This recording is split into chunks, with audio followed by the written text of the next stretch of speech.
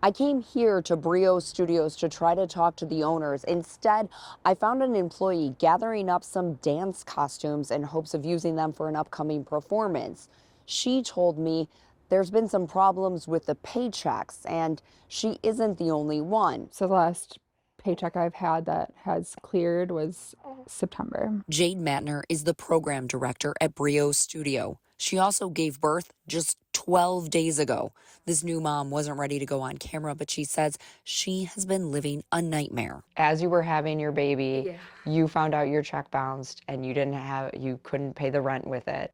We did not have the funds at that moment to pay rent. Jade tells me she and her fiance had to put their rent on their credit card while she was in the hospital in labor giving birth. Jade says she works for Brio, but the owner only communicates with her now through email.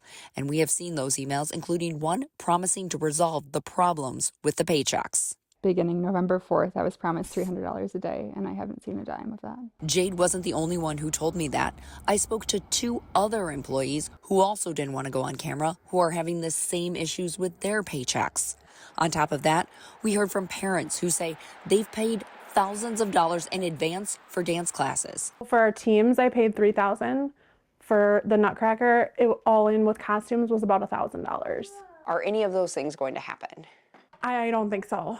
Brittany showed us the email she received from the owner saying the studio was shutting down and they were working to establish new ownership. I called the owners, Mandy and Jesse Winnick. Hi, this is Rebecca Clough from TMJ4 News. I asked Jesse about his employees' paychecks, what was happening with the studio, and the money the parents put out. He told me he was diagnosed with stage 4 cancer last week and that he would think about all my questions and get back to me.